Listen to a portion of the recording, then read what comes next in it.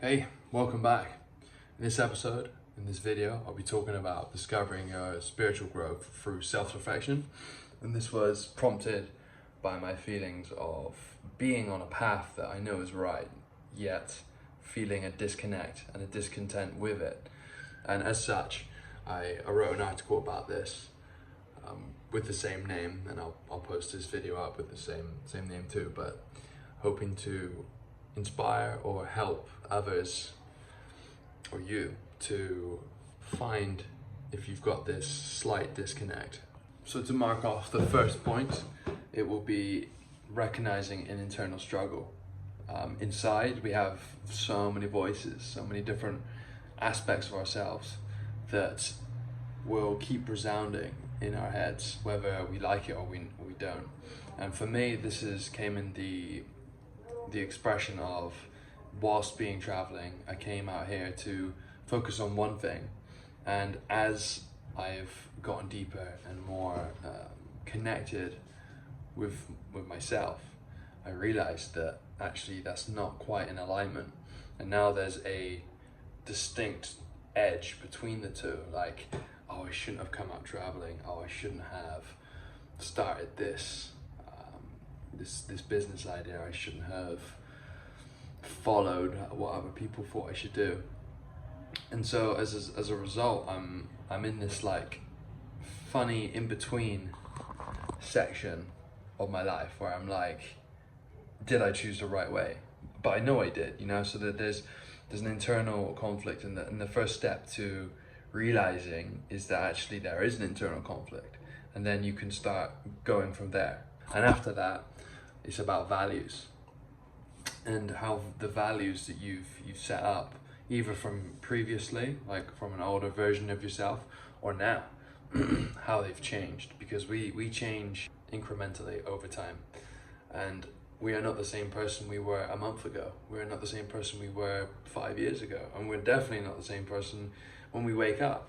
You know, there's like steps to it. You're slightly different, the way you think, the way you learn things you've learned. If you learn something now, you're different from when you woke up because you didn't know it before.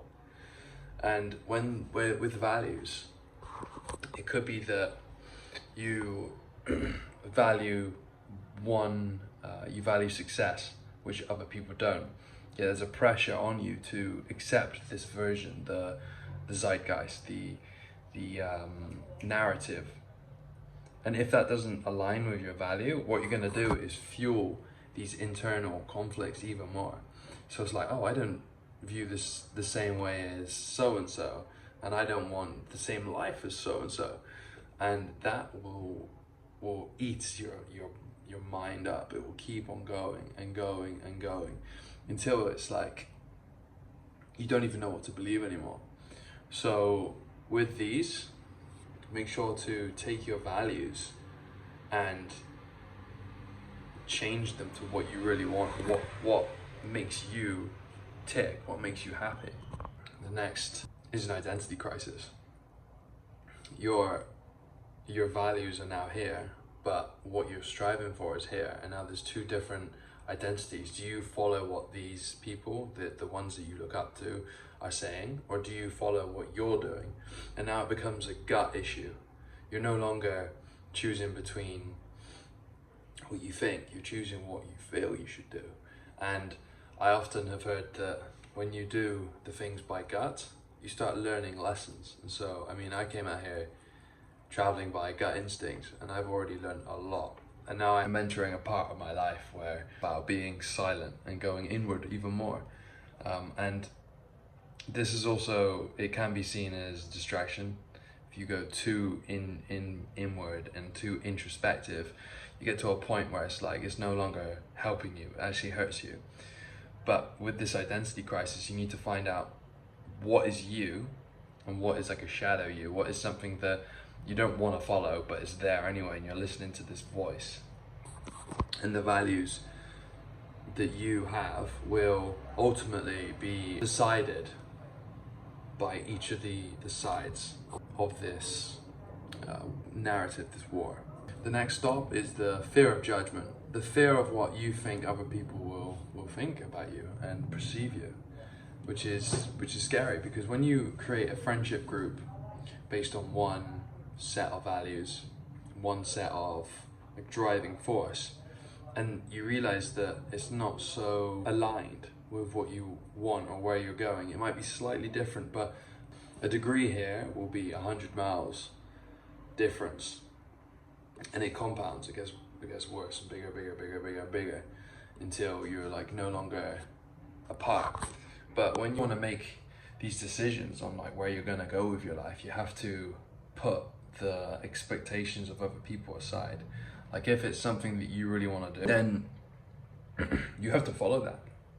You have to follow your gut, or else you'll be following other people's programs, and that won't lead you anywhere that you want to be. And it will actually increase the resistance. You'll be swimming upstream as opposed to like swimming down and controlling with the energy, with the movements. As I said, the pressures that you feel on your back from your parents, from your friends, from brothers, from siblings, from school, from the state, from whatever, is like all weighing on your mind. And so making a decision isn't just quite as straightforward as we would like it. And you have to weave in and out of whether or not the decision you're making is one based on your heart's decision or on other people. And following the heart is not an easy path, because so many people won't be doing it. You'll be a 1 in a million, or let's say 1 in 1,000, right? And that way, you have to realize that only you know what you need to do. And so when you look for advice on the internet from other people, they don't know, they know you and they know who you perceive you show yourself to be, but they don't know who you are. Only you do. And even then it's hard to grasp, because you have to be silent enough, and you have to hear the call, and then you have to be brave enough to do it. And all of this pressure makes it easy just to think, oh, why am I doing this? Why am I going on this path as opposed to what so-and-so is doing? Like, you could easily get a 9 to 5 if you'd wanted to, or even start a business. But if neither of those was what you wanted to do, then it won't work as it would had you made that decision from your heart. So what I'm saying here is realize that there is a pressure to perform on you and to make decisions, because if you go away from the crowd, you're being different. And if you're different, speaking way back, if you were seen as too different, you could be like hurt, you could be ostracized, you could, like, something negative could have happened to you. And being ostracized from the tribe would have meant certain death. So even now, like when there's tribes all over the world, like in cities, there's different tribes, it's highly unlikely that you're going to be like killed or kicked out of a tribe and not have anywhere else to go. They want to fit in with other people and to be like others, because we are social creatures. But at the end of the day, you need to make your own decision. You need to make it from your heart, what feels right first. We find ourselves comparing each other, or for example, I've compared myself to people online who share their stories, to millionaires, right? And like, firstly, do I know that their values are completely aligned with me? No, because I don't know them.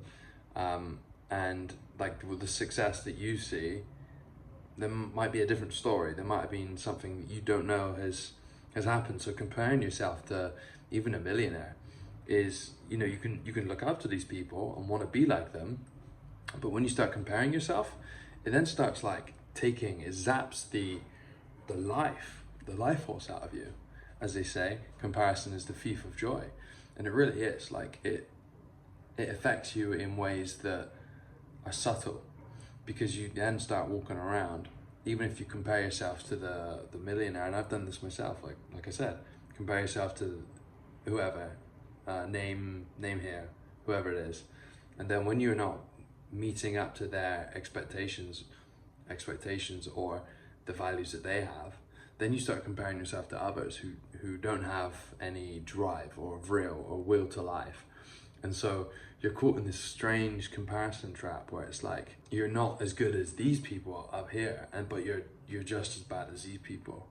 And so you're putting people on pedestals and putting people below you, and in this it gets like confusing, because how can you compare to another person? You are a human, right? But you're not the same.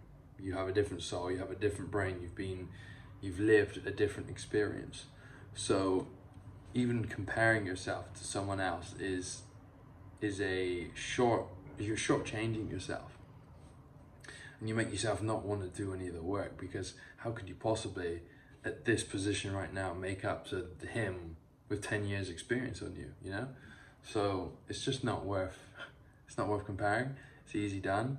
I mean, you log onto your Instagram and you probably will see the big influencer, big millionaire, whatever on your phone, and it's easy for your mind to be like, why am I not there? There's possible reasons why you do these things, like sabotage yourself. For me, I've had the fear of failure, or even a fear of success. Like, obviously failing, it sucks, because it sucks, right? You put effort into something and you fail, you lose. But in that losing, there's a seed of opportunity where you can grow past that. But you could have one which stops you from wanting to try anything, because if you fail, you fail, or you're bad. You label yourself as that. And the opposite of true.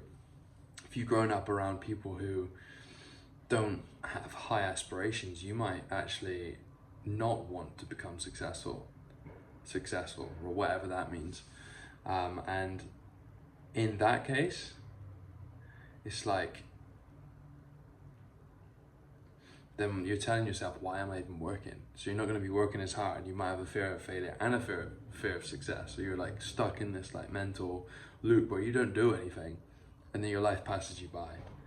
Another reason why there are these these traps of not wanting to grow, it could be unresolved past issues. You know, there could be something happens to you in your past which traumatizes you, and it's in the back of your mind and you haven't really dealt with it. And like, there's arguments to say that you should leave it there, but I think acknowledging it, knowing it's there, and then realizing that you're part of that. You are not the trauma, but it's part of you anyway.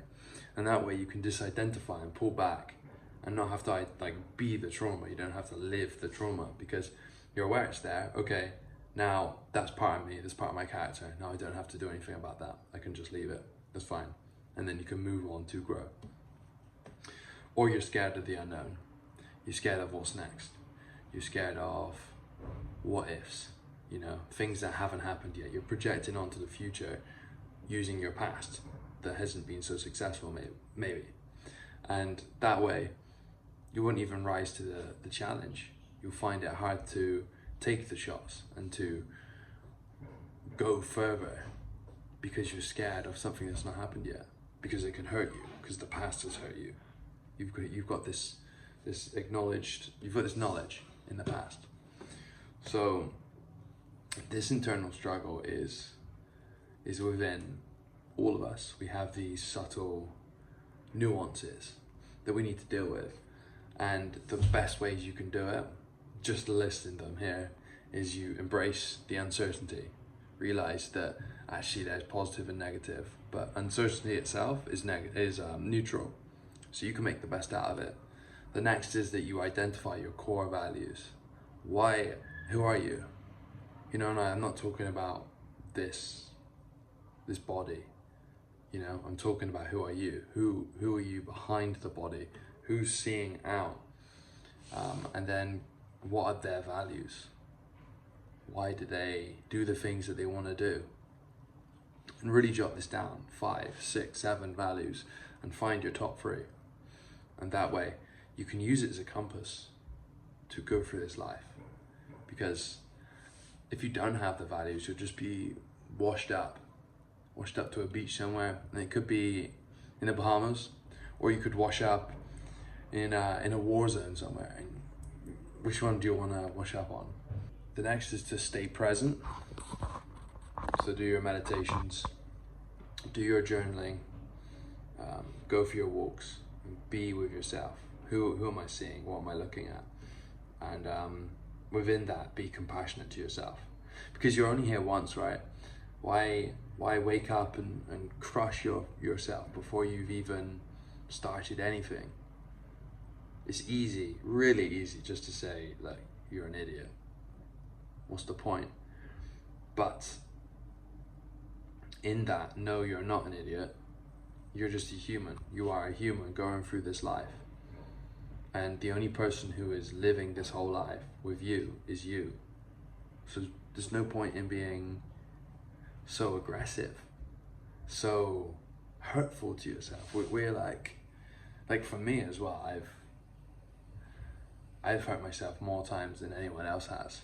Like, I'm constantly hurting myself. It's something I'm just overcoming now, or working on now. So that's probably the biggest one, is to stay present and to be compassionate. When you realize that you're hurting yourself, where does this come from? Why am I doing this to myself? Oh, that's why. And you journal about it.